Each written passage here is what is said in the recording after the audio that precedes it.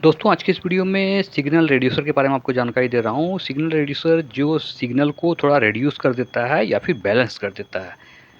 दोस्तों ये है, आप देख रहे हो एक फेरिक ऑक्साइड के ऊपर कॉइल लपेटा हुआ है और ये दोस्तों एक बैलून के नाम से हम लोग जानते थे इसको। जब एंटीना का यूज होता था उस टाइम में हम लोग इसका उपयोग करते थे। एंटीना से जो सिग्नल आती थी वो आरएफ सिग्नल आती थी और आरएफ सिग्नल जब बढ़ा हुआ रहता था यानी 300 ओम्स जब रहता था तो टीवी को चाहिए होता था 75 ओम्स मात्र। तो वैसी स्थिति में इसके अंदर का जो फेरिक ऑक्साइड और वायर एक एयर ट्रांसफार्मर के रूप में बनाया जाता था, वो सिग्नल को थोड़ा रिड्यूस कर देता था और अगर कम सिग्नल आती थी तो फिर इसे वो नहीं घटाता था। ये 75 ओम्स के लिए मॉडिफाई किया गया है, जो कि अगर 75 ओम से ज़्यादा सिग्नल आ रही है तो उससे वो घटा देती है और फिर ये एसआईएफ सेक्शन में जाता था टीवी के और ये फिर वीडियो सेक्शन के ज़रिए हम पिक्चर को देख पाते थे। ये देखो यहाँ पे लिखा हुआ भी है दोस्तों 75 ओम, 300 ओम टू 75 ओम। यहाँ पे हम लोग एंटीना का तार को कनेक्ट करते थे और एंटीना का वायर यहाँ पे आता था और इधर से इसके अंदर जो है एक बलून लगी हुई रहती थी।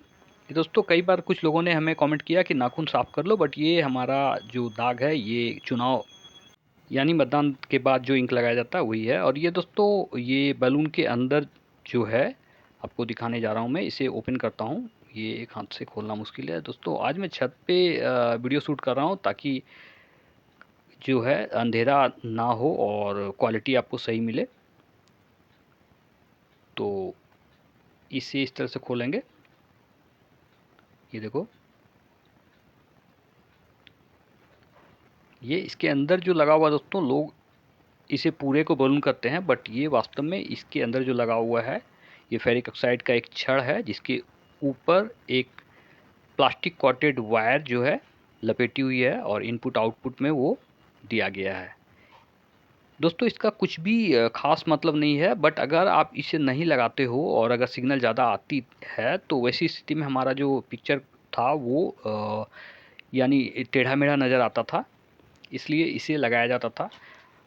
बाद में जो टीवी आने लगी दोस्तों इलेक्ट्रॉनिक टीवी, उसमें सिग्नल रिड्यूस करने के लिए अंदर में भी एसआईएफ सेक्शन ऑटोमेटिक कर दिया गया, जिसके कारण फिर ये प्रॉब्लम नहीं आती थी। बट जब तक 12 चैनल हम लोग जो बैंड चैनल जब तक था तब तक इसकी उपयोगिता बहुत ज़्यादा थी और अब तो शायद कई लोगों ने इसे देखा भी नहीं होगा। ये हमारे यहाँ एक विथ डब्बा पड़ा हुआ था नया ही सेट, तो मैंने सोचा क्यों नहीं इस पर एक छोटा सा वीडियो बना दिया जाए। और जिनको जानकारी नहीं है, क्योंकि आजकल के जो नए लोग हैं उनको तो पता भी नहीं होगा, क्योंकि इसका उपयोग हमें लगता है कि लगभग 10 साल 12 साल से ज़्यादा हो गया बंद हुए। और दोस्तों एंटीना जो थी वो सिग्नल एंटीना वो तो बिल्कुल भी बंद हो गया। पहले तो बहुत बड़ा एंटीना लगता था बट उसके बाद फिर एंटीना का साइज काफ़ी कम हो गया, यानी 2 फीट का एंटीना लगने लगा।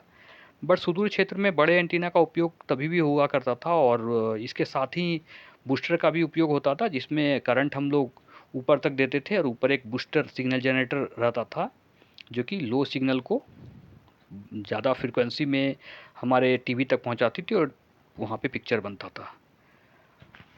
बट इसका दोस्तों एक ही उपयोगिता है, ये अगर सिग्नल ज़्यादा होती थी तो वहाँ पे इसका उपयोग किया जाता था और सिग्नल को रिड्यूस करने के लिए ये सिग्नल को बैलेंस भी करती थी, यानी यदि ज़्यादा आ रहा है तो उसे कम करती थी और कम आ रहा है तो उतना ही अंदर देती थी। ठीक है दोस्तों, मिलते हैं अगले वीडियो में, तब तक के लिए जय हिंद।